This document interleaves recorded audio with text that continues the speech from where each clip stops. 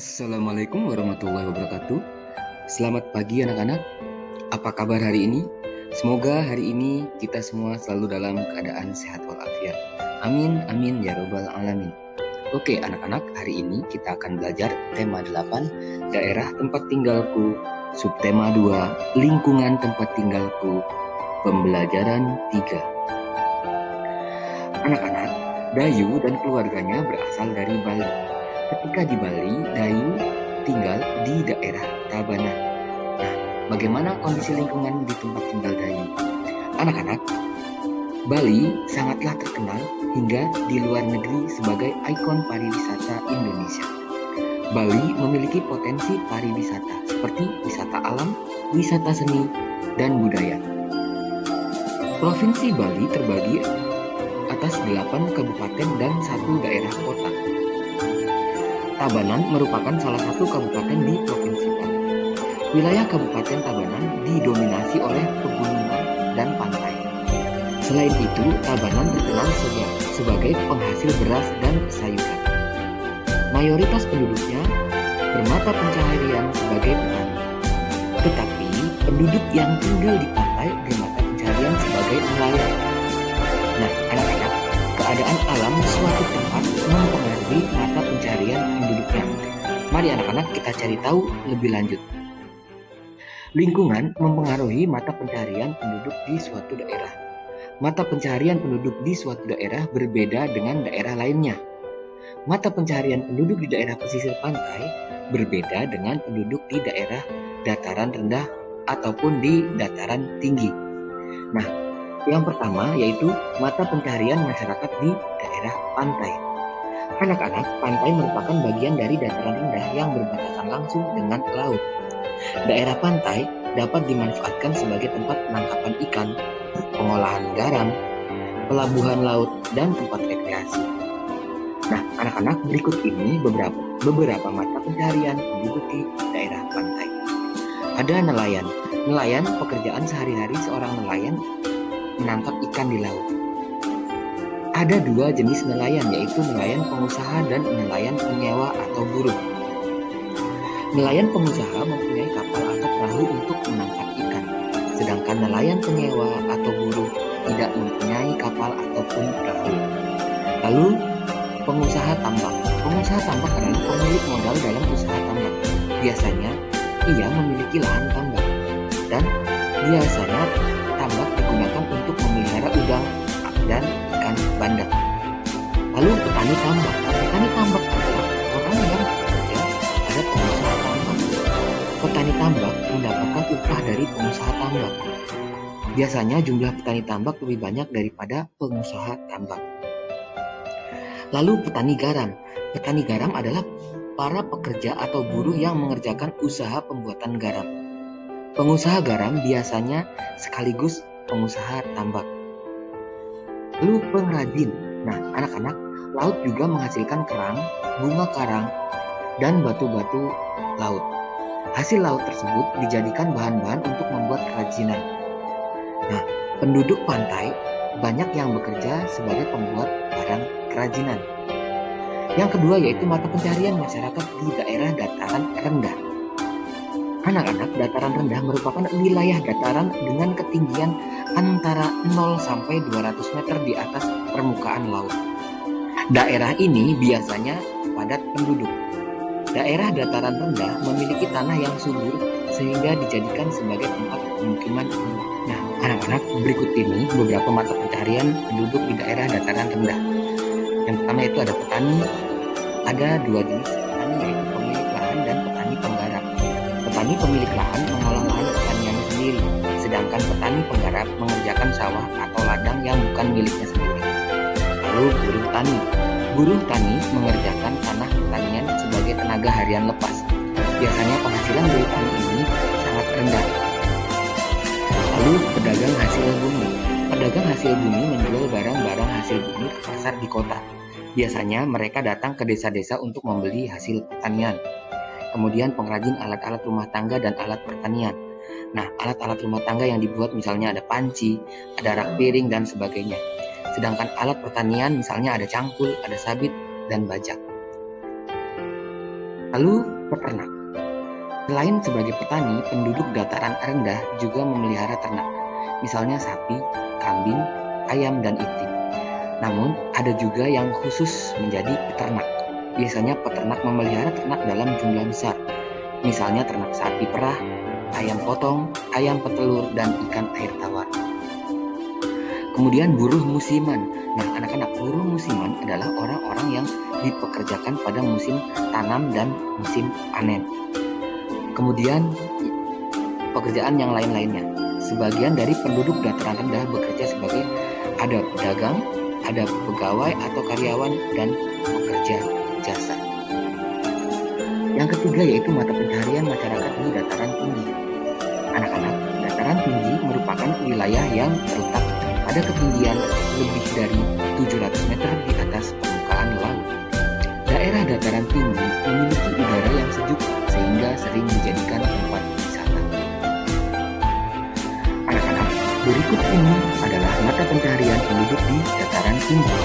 Ada peternak. Di daerah dataran tinggi mempunyai iklim yang cukup dingin. Kondisi demikian cocok untuk memelihara ternak, misalnya sapi perah, kambing, ayam pedaging, dan ayam petelur. Lalu petani. Banyak juga penduduk di dataran tinggi yang menjadi petani. Tetapi jenis tanamannya biasanya berbeda dengan daerah dataran rendah. Anak-anak, petani dataran tinggi biasanya menanam palawija, sayur-sayuran, dan bunga. Selain itu, ada juga petani tanaman perkebunan seperti teh, kopi, cengkeh, pala, dan buah-buahan. Lalu pekerja atau buruh perkebunan. Di daerah dataran tinggi biasanya terdapat perkebunan besar. Banyak penduduk yang bekerja sebagai buruh perkebunan, misalnya buruh perkebunan teh, buruh perkebunan kopi, dan buruh perkebunan cengkeh. Lalu pekerja pertukangan. Nah, anak-anak, pekerja pertukangan adalah orang-orang yang bekerja membuat rumah. Ada dua macam tukang, yaitu tukang batu dan tukang kayu. Pekerjaan tukang batu antara lain membuat tembok, fondasi, dan memasang tegel. Tukang kayu biasanya membuat pintu, jendela, kerangka atap, dan membuat perabotan. Berikutnya yaitu pedagang. Pedagang di dataran tinggi menjual hasil daerah dataran tinggi seperti sayur-sayuran, buah-buahan, kopi, cengkeh, dan pala. Selain itu, mereka juga menyediakan beras dan barang-barang kebutuhan yang tidak dihasilkan di daerah dataran tinggi. Nah, yang keempat yaitu mata pencaharian masyarakat kota. Anak-anak, kota adalah pusat pemerintahan dan perdagangan atau kegiatan ekonomi. Penduduk kota biasanya lebih padat daripada penduduk di desa. Penduduk kota biasanya campuran dari penduduk asli dan pendatang. Anak-anak, berikut ini adalah mata pencaharian penduduk di kota. Ada pekerja jasa. Pekerja jasa adalah orang-orang yang memberikan pelayanan sesuai keahlian yang dimilikinya. Misalnya ada dokter, ada sopir, ada guru, penjahit, pegawai salon, ada konsultan, ada pengacara, dan ada lalu karyawan swasta. Anak-anak, jumlah golongan ini sangat besar di daerah perkotaan. Mereka bekerja pada kantor-kantor swasta atau instansi yang bukan milik pemerintah. Misalnya, ada karyawan bank-bank swasta dan karyawan perusahaan asing. Kemudian wira swasta. Wira swasta adalah golongan penduduk yang mempunyai tekad kuat dan pekerja keras. Misalnya, wira swasta adalah orang membuka usaha bengkel, membuka toko, dan sebagainya. Lalu pedagang. Anak-anak, para pedagang yang ada di wilayah perkotaan antara lain ada pedagang grosir atau agen besar, ada pedagang agen, ada pedagang eceran atau distributor, ada pedagang kaki lima, dan pedagang pasangan atau buruh. Lalu buruh dan tenaga harian lepas. Anak-anak, banyak penduduk kota yang menjadi buruh pabrik, misalnya pabrik sepatu, pabrik suku cadang kendaraan, pabrik minuman, dan sebagainya. Ada juga yang menjadi buruh harian lepas seperti kuli bangunan, kuli angkut pasar, kuli angkut pelabuhan, kuli angkut stasiun atau terminal, dan tukang sampah. Nah, anak-anak, itu adalah beberapa pekerjaan sesuai daerah tempat tinggal yang ada di Indonesia. Oke anak-anak, Untuk materi berikutnya yaitu menentukan latar dan amanat dalam cerita fiksi. Anak-anak, unsur-unsur yang membentuk cerita diantaranya adalah ada latar dan amanat. Latar disebut juga setting. Latar merupakan keterangan tempat dan waktu terjadinya peristiwa dalam cerita. Latar juga memuat keterangan tentang keadaan sosial tokoh. Nah, anak-anak, latar dibagi menjadi 3, yaitu yang pertama ada latar tempat. Latar tempat berhubungan dengan terjadinya peristiwa. Latar tempat dapat menyatakan desa, wilayah, atau sesuatu tempat tertentu. Lalu latar waktu. Latar waktu berkaitan dengan waktu terjadinya peristiwa. Bisa menunjukkan hari, tanggal, bulan, tahun, malam, atau musim. Bahkan bisa menggambarkan zaman atau periode tertentu. Lalu yang ketiga yaitu latar sosial. Latar sosial menggambarkan kedudukan sosial orang dalam dunia. Latar sosial membahas pekerjaan, adat, dan religi tokoh dongeng. Selain itu, latar sosial juga menggambarkan suasana yang terjadi. Bisa suasana gembira, sedih, atau panik. Lalu amanat. Amanat adalah pesan yang ingin disampaikan oleh pengarang dari sebuah karya sastra. Ada kalanya amanat berupa pesan moral. Pesan moral yang ingin disampaikan pengarang dapat berupa pesan moral yang berupa nasihat atau larangan. Amanat bisa disampaikan secara tersirat maupun tersurat. Tersirat artinya disampaikan secara tidak langsung. Biasanya tercermin pada perilaku dan ucapan tokoh cerita. Tersurat artinya amanat disampaikan secara langsung dalam cerita sehingga pendengar atau pembaca dapat mengetahuinya. Amanat ini biasanya terdapat di akhir cerita. Berikut ini cara menentukan amanat dalam cerita fiksi. Yang pertama yaitu mendengarkan atau membaca cerita dengan saksama, mencari dan mencatat kalimat yang mengandung nasihat. Nasihat dapat disampaikan melalui tokoh dalam cerita. Lalu nasihat yang telah dicatat dikaitkan dengan nilai-nilai kehidupan yang ada seperti moral, agama, budaya, dan sosial. Anak-anak, saat libur sekolah, Dayu dan keluarganya berlibur ke rumah nenek. Rumah nenek Dayu berada di Banjar, Catu, Candi Kuning, Batu Riti, Tabanan, Bali. Dayu senang menghabiskan waktu bersama neneknya. Nenek Dayu suka bercerita. Kali ini nenek Dayu akan menceritakan tentang asal mula Bukit Catu. Oke anak-anak, kalian baca dan dengarkan cerita berikut ini. Asal mula Bukit Catu. Di pedalaman Pulau Bali terdapat sebuah desa yang subur. Di sana tinggal sepasang suami istri. Mereka bekerja sebagai petani. Menjelang musim panen, si suami berkata kepada istrinya, "Jika nanti hasil panen kita melimpah, buatlah tumpeng nasi yang besar.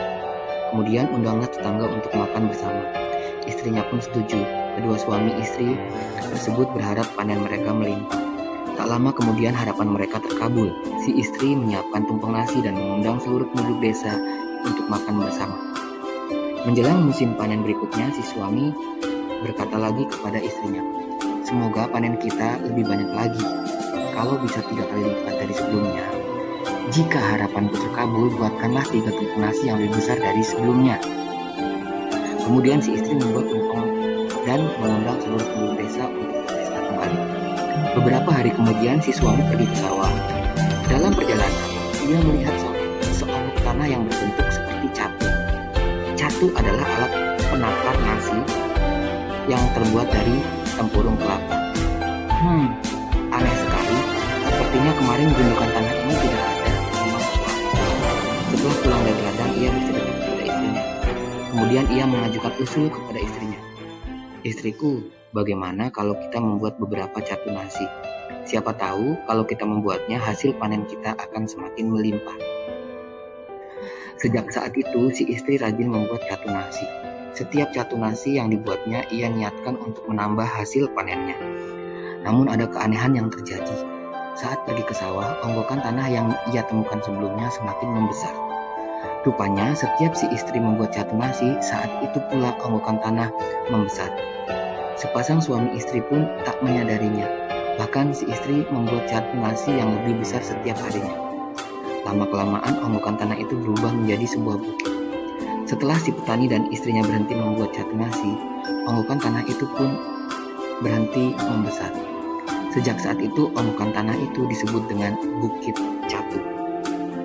Nah, anak-anak, dalam cerita tersebut terdapat 3 tokoh. Tokoh merupakan pelaku dalam cerita. Tokoh merupakan salah satu unsur pembangun cerita. Tokoh mengemban peristiwa dalam cerita sehingga peristiwa tersebut mampu terjalin sebagai cerita. Selain itu, tokoh berfungsi sebagai pembawa pesan, amanat, moral, atau sesuatu yang ingin disampaikan pengarang. Anak-anak, Dayu sangat senang mendengarkan cerita nenek. Bahkan seluruh keluarga Dayu juga suka mendengarkan cerita.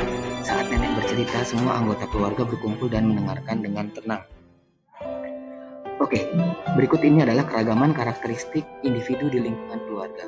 Anak-anak, keragaman berarti bermacam-macam atau berjenis-jenis. Pada manusia, keragaman yang dimaksud adalah perbedaan yang dimiliki oleh setiap individu. Perbedaan pada individu itu adalah ada karena setiap manusia memiliki ciri khas tersendiri. Dengan demikian, keragaman karakteristik individu berarti perbedaan ciri-ciri khusus pada setiap manusia. Keragaman karakteristik individu dapat berupa keragaman fisik. Keragaman fisik dapat meliputi warna kulit, jenis rambut, tinggi dan rendah badan, serta berat badan. Selain keragaman fisik juga terdapat keragaman kegemaran dan keragaman sifat.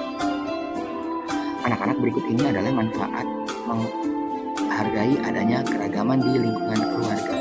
Yang pertama, dapat menghasilkan komunikasi yang baik antara anggota keluarga. Lalu dapat menciptakan kehidupan yang lebih harmonis dalam keluarga. Dan ketiga adalah keadaan menjadi lebih aman. Nah, yang keempat, menghindari perselisihan yang terjadi antara anggota. Oke anak-anak, sampai di sini materi kita hari ini. Sampai jumpa lagi pada materi-materi berikutnya. Wassalamualaikum